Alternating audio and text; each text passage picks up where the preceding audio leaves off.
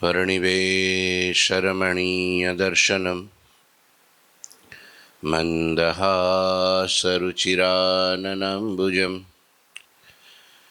पूजितं सुरनरो तमेर्मुदा धर्मनन्दनमहं विचिन्तये। गुरुर्ब्रह्मा गुरुर्विष्णु गुरुर्देवो महेश्वर गुरुः साक्षात् परं ब्रह्म तस्मै श्रीगुरुवे नमः। ओम अवतारिणे श्री स्वामिनारायणाय नमो नमः। श्री घनश्यामाय नीलकंठाय सहजानंदाय च नमो नमः। हरिकृष्णाय परम ब्रह्मणि च नमो नमः। श्री सद्गुरु चरण कमलेभ्यो नमो नमः। बोलो श्री स्वामीनारायण भगवाननी जय। श्री ठाकुरजी महाराजनी जय। श्री हरिकृष्ण महाराजनी जय। श्री घनश्याम महाराजनी जय। श्री सद्गुरुदेवनी जय। श्री 500 परमहंसनी जय। जय श्री स्वामीनारायण। श्री पुरुषोत्तम चरित्र अध्याय 42 અને કડીએ 42મી। નીલકંઠવર્ણી સદગુરુ રામાનંદ સ્વામીને કાગળ લખતા છેલ્લે આપણે સાંભળ્યું કે મારા કંઠમાં સુગંધી પુષ્પની માળા કેવી લાગે તો જાણે વિકરાળ સર્પ અંગ ઉપર લપેટાયો હોય એવી લાગે છે। આગળ લખે છે પોતાનો નિષ્પૃહી સ્વભાવ, પોતાનો ત્યાગ ને વૈરાગ્ય અને પંચ વિષય પ્રત્યેની અરુચિ એનું વર્ણન લખે છે। હું કેવળ સદગુરુ પાસે આવ્યો છું, બસ મોક્ષ માટે આવ્યો છું અને બધાને રાજી કરવા આવ્યો છું। આ એનો ઉદ્દેશ છે લખવાનો।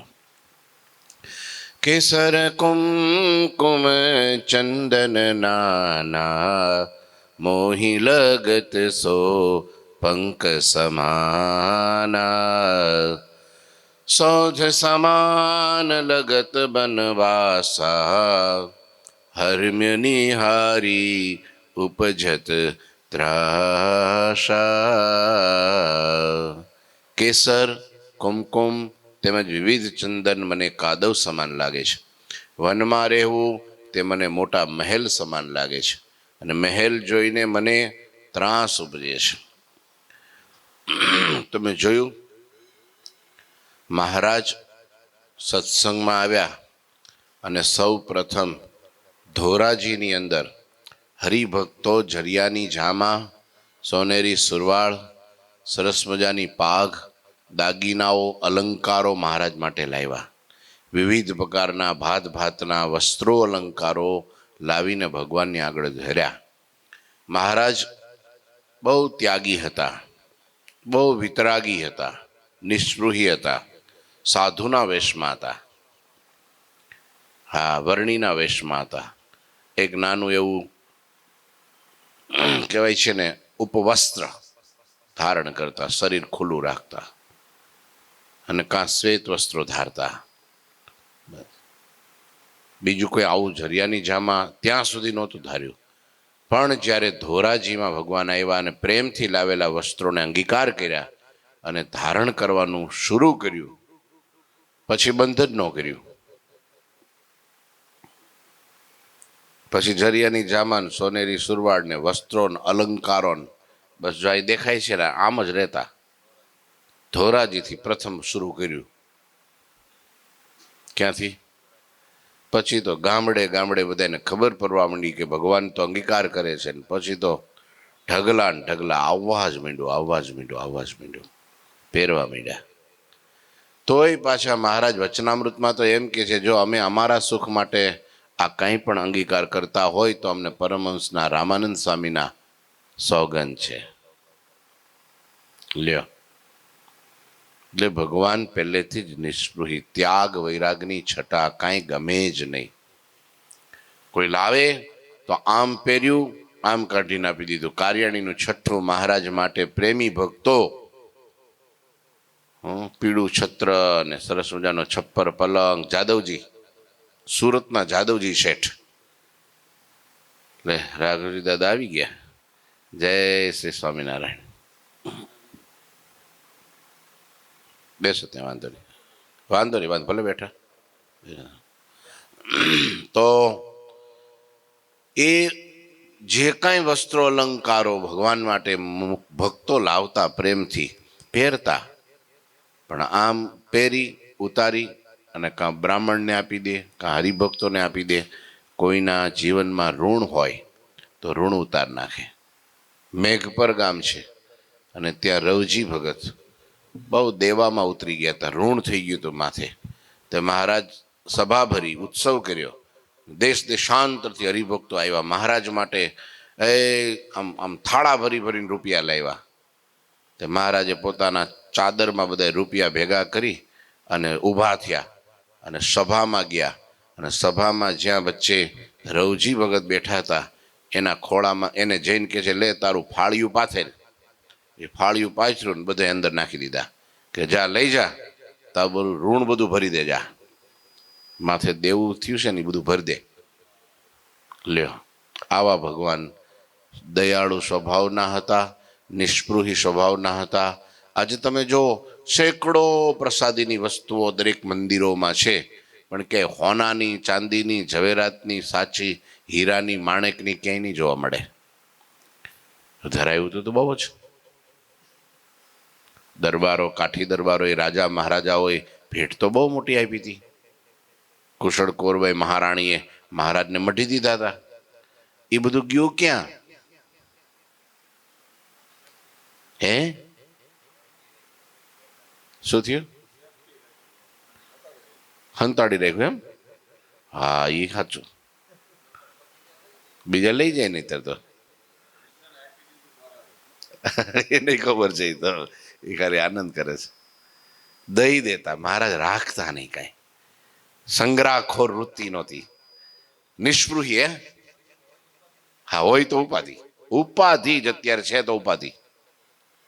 હે, અત્યારે છે તો કેટલી ઉપાધિ, કેટલો ટનટોન, કેટલું રાજકારણ ને કેટલી મારામારી ને કેટલી ગાળાગાળી. મારું મારું સત્તા માટે તો એટલે તો આ જો ને ચૂંટણીઓ ફૂંટણીઓ બીજું ને ત્રીજું ને આન તેન બધું શાના માટે છે? હા હા હા. પછી જેટલું જાજુ હોય ને હોદો એવો હોય, પદ એવું હોય, ઊંચાઈ એવી હોય. એકવાર ઊંચે ચડ્યા પછી પડાય નહીં, પડે તો લાજ જાય. હવે એને ઊંચે જ ઊંચે જવાનું. આ બધું ધનમાંથી થાય. શેમાંથી થાય? આ બધી કિંમતી વસ્તુમાંથી થાય. એટલે મહારાજ કે ઈ આપણે થવા દેવું. આમ આવ્યું ને આમ ગયું, આમ આવ્યું ને આમ ગયું. છેલ્લે મહારાજ કાંઈ ન હોય ને તો હાલો કઈ તળાવ, રાહત કામ ખોલ નાખો. કાર્યાણી તળાવ ખોદાવ્યું, બોલો. માંગરોળની વાવ ખોદાવી, બોલો. જે ધન આવે ને એનું અનાજ લઈ બધાને ખવડાવી દે અને બધાને પાસે આવી સેવા કરાવી નાખે. મંદિર બાંધી દો કાંકે, કે સદાવ્રત ખોલી દો ક્યાં કે ભાઈ 84 કરી નાખો છેલ્લે. બાકી શું કરવાનું? 84 પ્રકારના બ્રાહ્મણોને બોલાવી ચોખા કરી નાખે.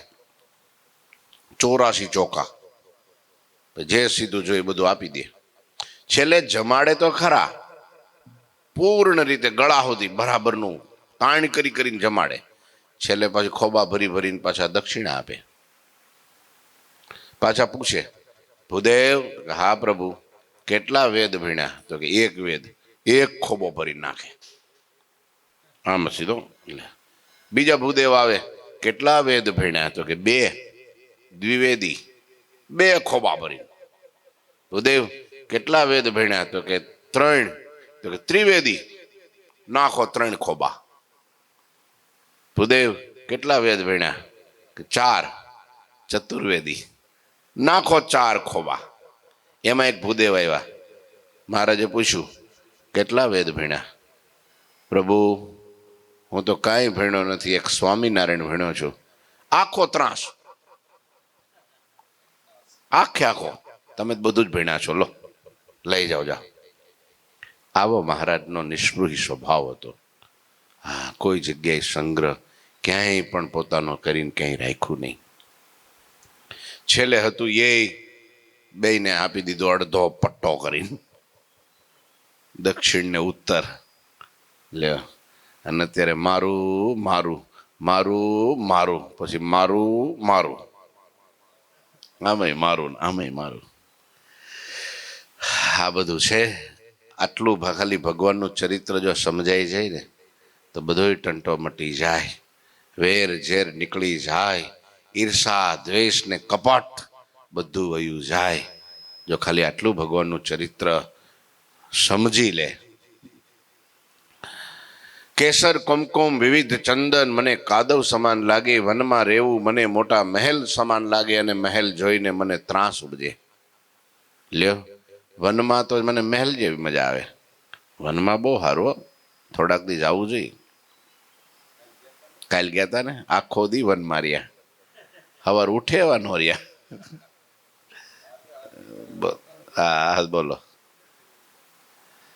सुंदर सूक्ष्म वस्त्र ही जेही आगी समान लागत है,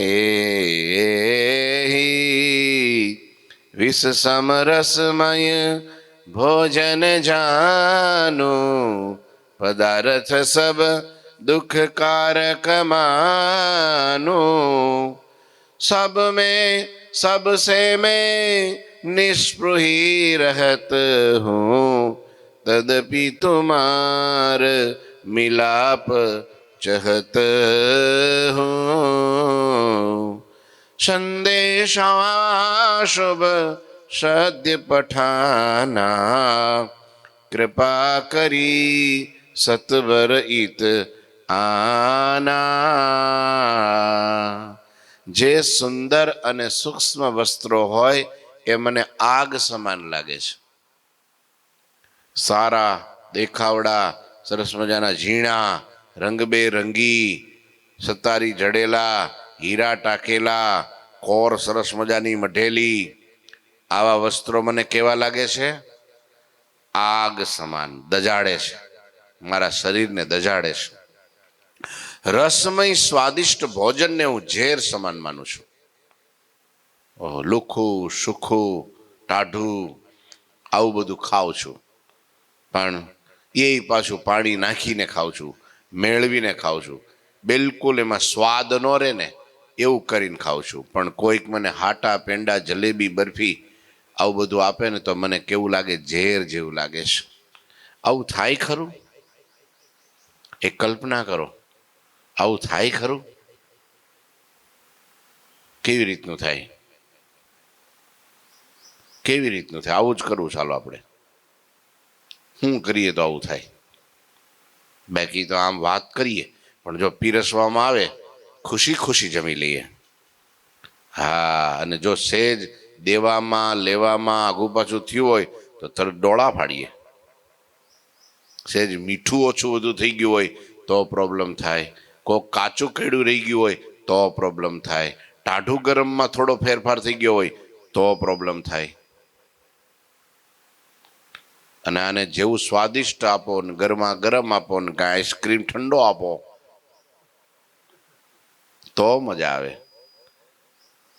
ભગવાન કે છે પંચ વિષયના સુખ ક્ષણિક છે. ક્ષણિક માટે જાજુ દુઃખ શા માટે વેઠવું? એક વિચારધારા એવી છે કે નહીં જેવી જ્યાંથી ઉચાળા એક દિવસ ભરીને વયું જવાનું છે એને માટે શા માટે મહેનત? જ્યાં શાશ્વત સુખમાં અખંડ રહેવું છે એના માટે કેમ મહેનત નહીં? શરીર છોડીને વયું જ જવાનું છે.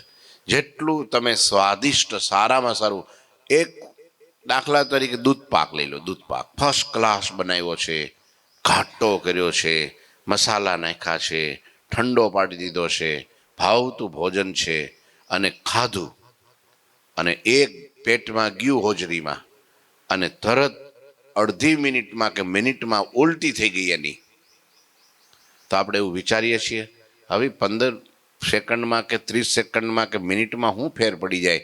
એમ થોડું ફેંકી દેવાય. લાવો એલા વાસણ, ઉલટી પાછું ભરીને પાછો ખાઈ જાય છે કોઈ દી? હવે એટલી વારમાં શું બગડી ગયું એની અંદર? કેમ ભાઈ?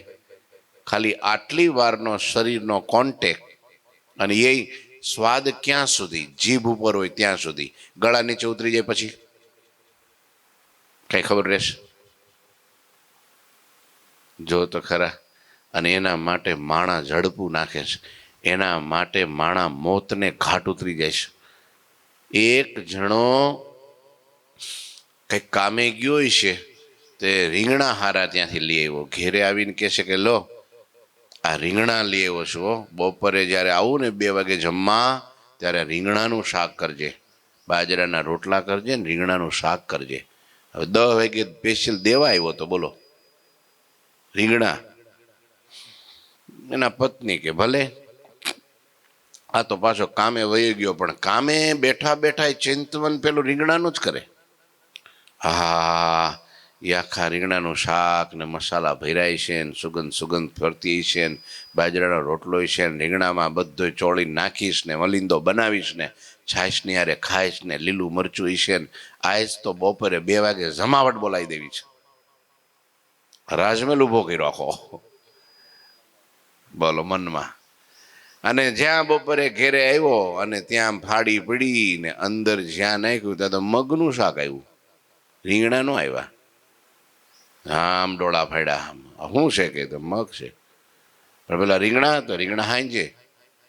કેમ તો કે મગ પલાળી દીધા હતા, મગને થોડા બગડવા દેવાય. હા, રીંગણા મૂકી દીધા જ ફ્રીજમાં, હાંજે કરશું આપણે. અને આનો મગજ ગયો અને કહી દીધું તને કોઈ નથી દેખાતો? ફલાણા પટેલનો કોઈનો તને દેખાણો? આ મગ કરતા પહેલા તારે કુવામાં પડીને મરી ન જવું જોઈએ, આમ કીધું બોલો. અને પેલી બાઈને એટલા શબ્દો લાગી ગયા. ધૂળપીડીઓ દોટ કાઢીને પાણા 2-4 હાડીમાં ભરી અને ખાઈ બીકી કુવામાં. અચ્યુતમ કેશવમ. આડોશી પાડોશીને ખબર પડી ગઈ કે આ રીંગણાની લીધે બધી રામાયણ થઈ છે.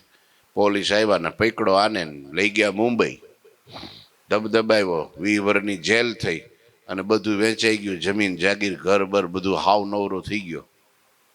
લ્યો, આ રીંગણામાં એટલું થયું. તો છાનો માનો ખાઈ લીધો હોત તો આખી દુનિયામાં તમે જુઓ, એ ખાવામાં મંદી ન આવે ક્યારેય, બાકી બધા મંદી આવે. કોઈને એવું છે કે ના ના હવે આપણે ઘેરે બનાવીને સાદું, આ તકલીફ છે, બોલો તકલીફ છે, અત્યારે જોબ નથી અથવા તો ખર્ચા મોટા છે અને આ બધું કરવાનું થાય, છોકરા ભણતા હોય તો આપણે થોડુંક સીધા પાણીમાં ફેરફાર કરીએ? ના, હાંજ પડે કીક મારે અને ખાવા જવાનું એટલે જવાનું. એટલે આ ઘેરે તમારે 1 જણાને 30 રૂપિયાની ડીશ થાય છે, પણ ના 130 વાળી ખાવીશ. આ કોણ કરાવે બધું? જીભ કરાવે, જીભ. સંયમ નહીં, કંટ્રોલ નહીં, એટલે મહાદુઃખનું કારણ જીભ છે. એટલે મહારાજે શિક્ષાપત્રીમાં કીધું સર્વેન્દ્રિયાણી જેયાની રસના તું વિશેષતા. બધી ઇન્દ્રિયોને જીતો પણ રસનાને વિશેષ કરીને જીતો. હા, કારણ કે વધારે કઠણમાં કઠણી છે. એટલે મહારાજ કે છે જે સ્વાદુ ભોજન છે ને મને ઝેર જેવું લાગે, ઝેર જેવું. હે ભક્તો, તમે ક્યારેય એમાં લોભાઈ ન જતા, નહીતર એક બોર ખાલી એક મહાત્મા એને એના શિષ્યને કીધું તું કે જેદી મારું દેહ પડશે ને તેદી નગારા વાગશે, વૈકુંઠના પાર્ષદો આવશે વિમાન લઈ, મને વૈકુંઠમાં લઈ જાય. પણ અંતકાળ આવ્યો, ખાટલો ઢાળ્યો તો સરસ મજાનું ઘટાદાર બોરડીનું ઝાડ, અને નીચે મહાત્માજી હુતા હતા અને આંખ ખુલ્લી રહી ગઈ અને પ્રાણ વયા ગયા, પણ નગારા નો વાગ્યા. નગારા નો વાગ્યા. શિષ્યને થયું મારું બેટું નગારા કેમ નો વાગ્યા? ગુરુ ગયા ક્યાં? પછી મહારાજ પાસે શિષ્ય આવીને કહે છે અમારા ગુરુએ કીધું હતું કે મારો દેહ છૂટશે એટલે નગારા વાગશે, અને વૈકુંઠમાં પાર્ષદો આવીને મને ધામમાં લઈ જાહે, પણ નગારાય ન વાગ્યા ને કંઈ કોઈ આવ્યું નહીં ને દેહ તો વયો ગયો, ઓલો પ્રાણ તો વયો ગયો. મહારાજ કે ખાટલો ક્યાં હતો? તો કે આ બોરડી નીચે. મહારાજે આમ બોરડી ઉપર આમ નજર કરીને તો ત્યાં પાક્કું સરસ મજાનું બોર લટકતું હતું. બોર. મહારાજ કે પેલું બોર તોડો. બોર તોડ્યું. મહારાજે એક બોરના 2 ચીરા કર્યા તો અંદર એક ઈડ નીકળી અને ઈયળ નીચે પડી, તડફડીને મરી. તરત નગારા વાગ્યા, તરત નગારા વાગ્યા. વૈકુંઠના પાર્ષદ આવ્યા, ઉપાડી ગયા. લ્યો, કેટલી વાર વિચારો, આવી સ્થિતિ વાળાને મન બોરમાં અટકી ગયું તો નગારા ન વાગ્યા. અને આપણું 17 જગ્યાએ દાબેલીન ફાબેલીન બીજું ઢોસાન જલેબી. જો છેલ્લે છેલ્લે હજી બોલો, છેલ્લે ભજન ભગવાનનું નામ જ લેવાનું હોય તો કે શીરો બનાવો, ભજીયા બનાવો, મને ફલાણું ઠીક રાબ બનાવો છેલ્લે. એટલે પછી કહે છે કે આહા હા હા, નથી પછી વૃત્તિ ભગવાનમાં ઠરતી અને ભજન ન કરવા દે. જેનું ભોજન સાદું, સાંભળજો, આ બહુ સત્ય વાત છે, ગુરુજીનું સૂત્ર છે. જેનું ભોજન સારું એનું ભજન નરસું, અને જેનું ભોજન નરસું એનું ભજન સારું. જેનું ભોજન નરસું એનું ભજન સારું, જેનું ભોજન સારું એનું ભજન નરસું. ભજનમાં કાંઈ ભવાડા જ હોય, બીજું કાંઈ ન હોય. પણ સાદું સિમ્પલ ચાલશે, ફાવશે ને ગમશે. શું ચાલશે, ફાવશે ને ગમશે. કમ ખાઓ, ગમ ખાઓ અને નમ જાઓ, એના જેવો જીવનમાં કોઈ સુખી નહીં. લો, વિષ સમરસ મયા ભોજન જાનો, પદાર્થ સબ દુઃખ કારક માનો. રસમય સ્વાદિષ્ટ ભોજનને હું ઝેર સમાન જાણું, સર્વ માયિક પદાર્થોને હું દુઃખના દેનારા માનું છું. પદાર્થમાં તો વૃત્તિ ચોટે જ નહીં. લો, મહારાજે તો ત્યાં સુધી વચનામૃતમાં સંતો માટે કીધું કે જે પદાર્થની લાલચે કરીને ત્યાગ કરે છે, પિતા આ માર્ગ લે છે, એને તો મહારાજ કે અમે કેવો જાણીએ? હા લ્યો, આવો શબ્દ વાપરો, આવો શબ્દ વાપરો. સબસે મેં નિષ્પૃહી રહત હું, તદપી તુમાર મિલાપ. આટલો હું નિષ્પૃહી છું, આમ દુનિયાવી સર્વ બાબતોથી હું નિષ્પૃહી રહું છું, છતાં પણ તમારા મિલનને ચાહું છું. છતાંય મારું મન તમારામાં પાગલ બન્યું છે. મને તમે બહુ ગમો છો. કોણ ગમે છે? સદગુરુ રામાનંદ સ્વામી ગમે છે. આ પંચ વિષય નથી ગમતા, કારણ કે તમે આ બધાયથી વિરક્ત છો. જે વ્યક્તિ વિરક્ત હોય ને એ બધાને ગમે. હા, જ્યારે ત્યાગનો મહિમા વિશેષ છે. સંગ્રહ કરતા ત્યાગનો મહિમા વધારે છે. જે ત્યાગે એની આગે અને માગે એનાથી ભાગે. ત્યાગે એનાથી એની આગે અને આગળ આગળ મળતું જ જાય. બોલો, 1-2 મહાત્મા હતા, બંને જણા ગંગાને કાંઠે ઊભા હતા અને પછી નાવમાં બેસીને સામે જવું હતું. નાવ તો આવી, એક જણા તો બેસી ગયા. કેમ? એની પાસે ભાડું ચૂકવવા માટે પૈસા હતા. એક ઊભા રહી ગયા. કેમ? એની પાસે ભાડાના પૈસા નહોતા. એટલે પેલા બૂમ પાડી કે ભાઈ આવી જાઓ. તો કે પણ મારી પાસે ભાડાના પૈસા નથી. ત્યારે પેલા જેની પાસે હતા પૈસા એ મહાત્માએ કીધું આવી જાઓ, વાંધો નહીં, હું તમારા પૈસા આપી દઉં છું. તો આ તો કૂદીને બેસી ગયા, વાંધો નહીં હાલો. પછી રસ્તામાં 2-4 વાર પેલા એ સંભળાયું કે જો થોડા પૈસા હોત તો કામ લાગત. હાવ નિષ્પૃહી ન રહેવું, થોડાક રાખી મૂકવા, આવા સમયે કામ લાગે. હા, હવે ધ્યાન રાખજો, થોડા મૂકી જો. મેં મૂકી રાખ્યા હતા તો કામ લાગ્યા. 2-4 વાર આવું સંભળાયું. છેલ્લે કાંઠે ઉતરા પછી પાછું આને ખવડાવ્યું, જો આ મેં તમારા પૈસા આપ્યા છે, ત્યારે તમે સામે કાંઠે પોગ્યા, માટે થોડાક મૂકી રાખવા, હંગરી રાખવા. હાવ નિષ્પૃહી કળિયુગમાં રહેવું નહીં. હા, પછી આને કહેવાનું મન થયું કે ભાઈ તમારી પાસે હતા એનોય તમે ત્યાગ કર્યો, ત્યારે આપણે બે જણા સામે કાંઠે પોગ્યા. પણ એ જ પૈસા તમે મુઠ્ઠીમાં પકડી રાખ્યા હોત, એ ગાહડીમાં બાંધી રાખ્યા હોત, તો તમે ઉતરત? બોલો, શાનો મહિમા છે? ત્યાગનો મહિમા છે, સંગ્રહનો મહિમા નથી. સંગ્રહેલું નથી કહેતા લોભીનો માલ. હા, એ જ ખાય, પોતે ન ખાય, ખાવાય ન દે કોઈને, ખાય નહીં. આમ દુનિયાવી બાબતોથી નિષ્પૃહી રહું છું, છતાં તમારા મિલનને ચાહું. હવે તમારા આવવાનો શુભ સંદેશ જલ્દી મોકલજો. કૃપા કરી આપ તત્કાળ અહીં પધારો. જ્યારે હું તમારા મુખારવિંદના દર્શન પામીશ ત્યારે અંતરમાંથી આનંદ પામીશ. મેં આ પત્રમાં થોડું જ લખ્યું છે, પણ તેને ઘણું કરીને જાણજો. મારાથી લખવામાં કઈ ભૂલ થઈ ગઈ હોય તો તેને જોઈને દુખાઈ જશો નહીં. તમને એમ લાગતું હોય કે આ થોડું અતિશયોક્તિ લખી નાખ્યું છે તો ક્ષમા કરજો. હા, મેં થોડામાં ઘણું બધું લખી નાખ્યું છે, પણ કંઈક લખવામાં ભૂલચૂક થઈ હોય તો ક્ષમા કરજો. કેટલો વિનમ્ર ભાવ છે, કેટલું દાસત્વપણું છે. પોતે સ્વયં ભગવાન છે અને એ જ કરી થઈ શકે એટલી રીતે એ જ કરી શકે. બાકી દુનિયાવી માણસની આ તાકાત નથી. હા, એ કોઈ દી માફી માગી ન શકે. અને મોટો માણસ, હા, ભલે દુનિયાની રીતે કહેવાતો હોય, કોઈ ક્ષમા માગે ને તો ક્ષમા આપી પણ ન શકે.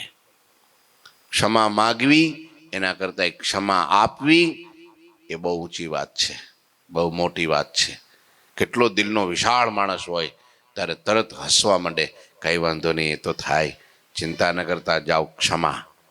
એ કેવું, આ તો અક્કડ થઈ જાય. ક્ષમા હું, હવે તો એને પાર જ ઉતારી દેવો છે. એવું ના કરે. હા, લોકોને ગુરુની મર્યાદા કેવી રાખવી જોઈએ. જો એ લખે છે, નીલકંઠ એસી લીખી પત્રી પ્રેમ સહિત, જनको ગુરુ મર્યાદ કી શિખાવત કો રીત. એટલા માટે આ બધું લખાણ વર્ણીએ જે કર્યું છે ગુરુ માટે, એ આપણને શીખવાડવા માટે કે લોકોને ગુરુની મર્યાદા કેવી રાખવી જોઈએ તેની શીખ શીખવાડવા નીલકંઠ વર્ણીએ આવી રીતે પ્રેમ સહિત રામાનંદ સ્વામીને પત્ર લખ્યો છે.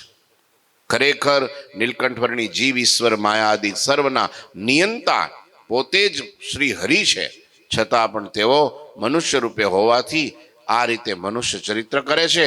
જેમનો પ્રૌઢ પ્રભાવ એવા પ્રગટ પ્રભુ નીલકંઠવર્ણી સર્વના સ્વામી, સર્વના ગુરુ હોવા છતાં રામાનંદ સ્વામીમાં ગુરુ ભાવ રાખતા. પૃથ્વી પર એકાંતિક ધર્મને પ્રવર્તવા માટે પોતે પુરુષોત્તમ એવા નીલકંઠવર્ણી ત્યાગ, તપ, વૈરાગ્ય, ગુરુમાં આવો પ્રેમ રાખતા હતા. આવી રીતે વર્ણીએ સંક્ષેપમાં પોતાનું વૃત્તાંત લખી મુક્તાનંદ સ્વામીને હાથમાં તે પત્ર આપ્યો છે. 2-3 ચોપાઈ છે, વાંચી નાખું. કાલે વાંચીશું, હાલો, ટાઈમ થઈ ગયો છે. બોલો ઠાકોરજી મહારાજની. શ્રીપતિમ શ્રીધરમ સર્વદેવીશ્વરમ ભક્તિ ધર્માત્મજમ વાસુદેવમ હરે માધવમ કેશવમ કામદમ કારણમ સ્વામિનારાયણમ નીલકંઠમ ભજે. શ્રી ઠાકોરજી મહારાજની જય. જય શ્રી સ્વામી.